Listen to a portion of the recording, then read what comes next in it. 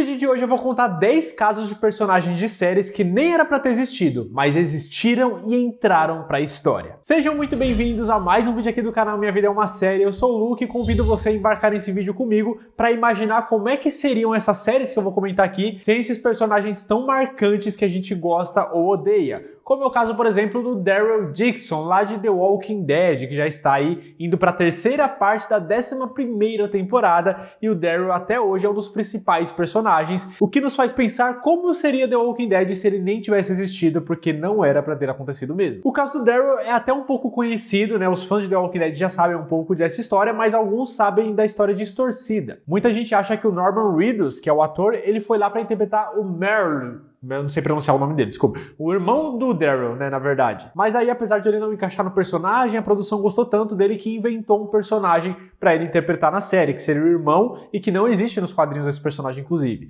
E tem meia verdade nessa história. O que acontece na real é que o Norman Reedus, ele ia fazer um teste pra The Walking Dead, só que quando tava chegando ali perto dele fazer o teste, iam cancelar, porque todos os papéis já estavam preenchidos. E ele tinha gostado tanto do roteiro, ele queria tanto fazer parte dessa série, que ele ficou insistindo e a produção falou, beleza, você quer fazer o teste? Vem fazer o teste então. Os papéis estão preenchidos, mas já que você está insistindo, vamos fazer. E aí, como não tinha vaga, eles acabaram pegando o roteiro ali do personagem do Merle, né, o irmão do Daryl, para ele ler lá durante o teste. Mas não é que ele estava fazendo o teste para este personagem, entendeu? E aí ele fez o personagem com uma personalidade ali um pouco diferente, um pouco mais cabisbaixa, um pouco mais introvertida, e gostaram muito. Falou, mano, a gente tem que aproveitar ele, e aí sim criaram um personagem para ele interpretar dentro da série. Então tinha uma meia verdade, o personagem não deveria existir, mas graças ao ator ele existiu e tá aí com a gente até hoje. É um pouco diferente do que aconteceu com o nosso próximo aqui da lista, que é o Castiel, lá de Supernatural. Sim, o Castiel, não é nem que ele não era para ter existido, ele foi escrito para existir dentro de Supernatural, para introduzir os anjos dentro da série no início da 4ª temporada. Mas o que aconteceu aqui é que o Castiel iria aparecer em apenas 3 episódios. Vocês conseguem imaginar uma coisa dessa?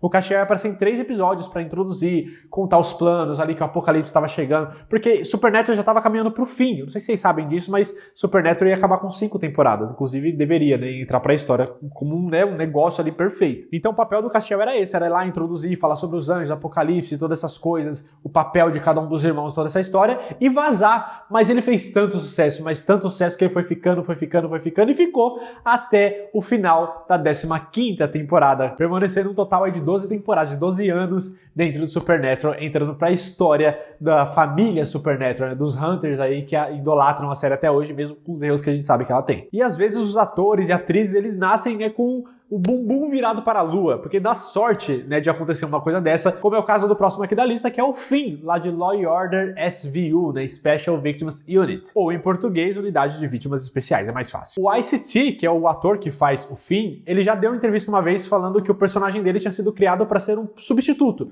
Ele só ia aparecer em 4 episódios ali para tampar um buraco, porque ia ter algum problema de escalação ali do elenco, só que acabaram gostando tanto dele que ele ficou por 20 anos, mano, 20 temporadas garantidas com o cara no elenco pra um personagem que nem existia, foi só um substituto de momento ali. Eu não dou uma sorte dessa, cara. Eu tô esperando o meu momento ainda, vai acontecer. Muito parecido, inclusive, com o próximo caso aqui, que a gente vai lá pra Breaking Bad. Quem assistiu meu último vídeo de Better Call Saul já sabe dessa história, mas vale a gente repetir aqui porque ela é incrível. Lá em Breaking Bad a gente tem o Mike Ehrmantraut. Eu não sei se eu pronunciei o sobrenome dele certo, também não importa, que é interpretado pelo Jonathan Banks. Mas o fato curioso aqui é que o personagem não deveria existir, ele também foi um substituto, porque o nosso Saul Goodman, né, interpretado aí pelo Bob Odenkirk, ele tinha feito um contrato ali para fazer 4 episódios ali durante a reta final da 2ª temporada, da metade pro final ali. E aí ele conseguiu gravar 3 ainda na 2ª temporada, mas não iria conseguir gravar o 4º, porque o ator Bob Odenkirk, ele estava fazendo um papel também lá em How I Met Your Mother, uma participação lá como o outro advogado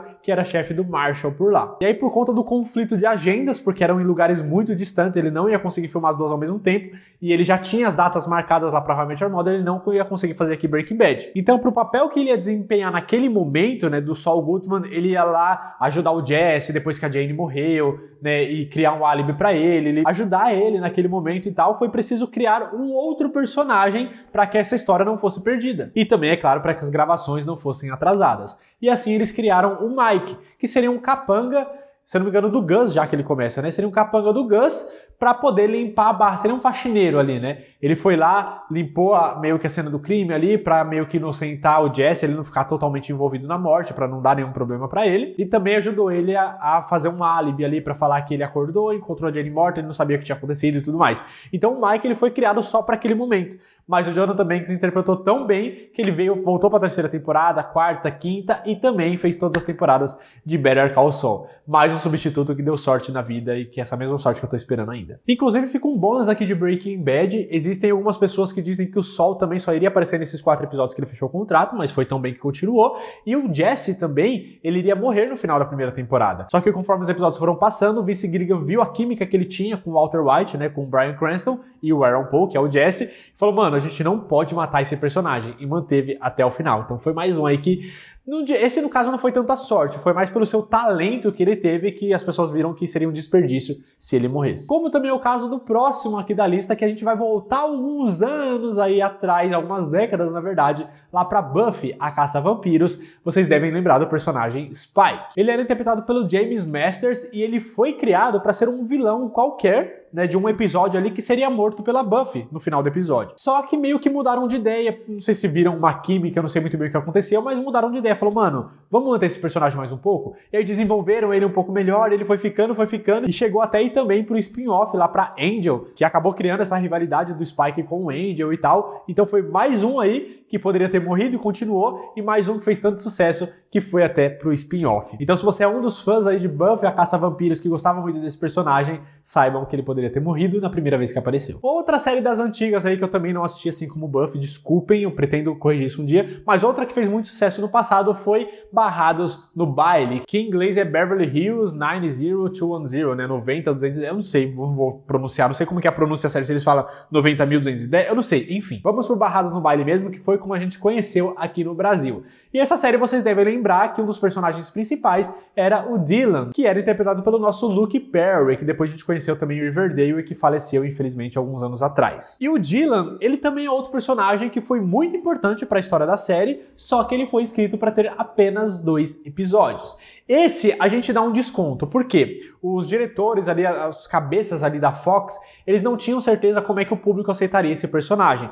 Então não é que esse deu sorte, ele tinha chance de crescer, mas a galera tava com um pouco de medo de ele ser meio bad boy ali e tal, e não agradar o público. Falou, mano, vamos fazer só 2 episódios, e aí a gente vê a resposta do público e vemos o que a gente faz com esse personagem. Só que caiu nas graças, né, dos fãs de Barrados no Baile, e aí o personagem continuou e fez um grande sucesso, alavancando a carreira também do Luke Perry. E agora a gente vai pra Lost, no caso mais curioso aqui dessa lista, mas antes eu quero te lembrar, se você tá gostando desse vídeo, já deixa seu like, se inscreve aqui embaixo também, e vai lá conhecer Maria Pontilhada, que é o Instagram da minha esposa Bia, que faz blusas e camisetas bordadas personalizadas como essa aqui que eu tô usando. Ela entrega pra todo o Brasil, o link tá aqui na descrição, vai lá conhecer. Enquanto isso, eu vou voltando aqui pra nossa lista, falando de Lost, que, mano, tem um caso muito curioso. Vocês lembram do personagem Ben, que era interpretado pelo Michael Emerson, que inclusive é um excelentíssimo ator, né? Todo o papel que ele faz, ele arrebenta. E aqui em Lost não foi diferente. Ele foi um personagem muito misterioso e muito incrível, e ele era tão misterioso, mas tão misterioso, que nem o próprio ator, o Michael Emerson, sabia quem era o Ben. Vocês têm noção? Foi um personagem escrito meio que do nada ali, é um personagem que foi criado ali pro meio da história, e contrataram, né? O Michael Emerson fez o teste ali, chamaram ele pra fazer e tal, mas não contaram pra ele o que era o personagem, não fizeram nenhum contrato formal. Falaram apenas que ele ia participar de 4 episódios. E era só isso. Ninguém sabia a grandeza que esse personagem tomaria dentro de Lost. Então foi meio que um negócio verbal, né? Um acordo ali de aperto de mão. Ele foi lá, deu o melhor dele que ele pudesse dar, diante do que ele sabia do personagem, porque ele também não sabia até onde a história iria. E no desenrolar das gravações, é que foi revelado que ele era um líder de um outro grupo lá da ilha e tudo mais, e tomou a proporção que tomou. Mas é doido, né? Que foi um personagem escrito para 4 episódios e que ninguém sabia, além da própria produção, ninguém sabia quem era esse personagem, né? Nem o próprio ator. Mano, eu achei isso excelente, assim, ele é muito bom e é um personagem que muda todo o rumo ali, a história de Lost. E que, inclusive, essa é uma série tão grande, tão marcante, goste você ou não do enredo ou do final, mas é sim uma série muito marcante, a ponto até de ter 2 personagens aqui nessa lista que eu vou trazer pra vocês. Além do Ben, um outro que quase a gente não teve durante toda a série foi o próprio Jack Shephard. Se vocês acreditam, o Jack é aquele médico cético e simpático e carismático ao mesmo tempo, que tenta ajudar todo mundo ali no primeiro episódio. Ele foi escrito pra morrer logo no primeiro episódio. Vocês têm noção como isso seria chocante? Tipo o personagem é carismático e logo de cara a gente vê que ele seria o líder ou pelo menos um dos líderes daquele grupo que tinha acabado de cair na ilha. E isso aconteceria durante todo o decorrer do primeiro episódio para quando chegasse no final ele ia morrer de repente. Não encontrei a informação de como seria, mas talvez uma explosão ou algum monstro pegaria ele, alguma coisa assim. Mas a ideia era chocar o público para mostrar que ninguém naquela ilha estava a salvo. Nem mesmo aquele que parecia ser o líder, um dos protagonistas da série. Mas um dos executivos lá da ABC, eles falam, mano, isso não vai dar certo, os fãs, né, os telespectadores não vão confiar na série, nas coisas que a gente vai apresentar pra eles, vamos tirar isso aí? Vamos deixar o personagem? E acabaram deixando, que durou toda a série e acabou sendo muito importante também pra tudo que desenrolou, né? Até pro contraste entre ele, que é muito cético, e o John Locke, que era um cara mais de fé, né, até por tudo que aconteceu com ele. Mas eles desistiram dessa ideia, o que acabou sendo uma coisa inovadora anos depois, lá em Game of Thrones, com um dos personagens que parecia ser um dos protagonistas, acabou morrendo de uma forma repentina e chocante também, logo no início, a gente pode dizer assim. Agora, você que está me assistindo, você conhece, assistia a série Family Matters? Essa foi uma série também de muito sucesso e um dos personagens principais por lá, um dos mais queridos, que era o Steve Urkel, ele quase também, não é nem que ele ficou por pouco tempo, mas ele quase não ganhou a importância que ele ganhou, né, no fim das contas. Porque ele foi escrito para ser um mero vizinho. Ele ia ser um vizinho ali da família principal que ia aparecer em um episódio ou outro de vez em quando.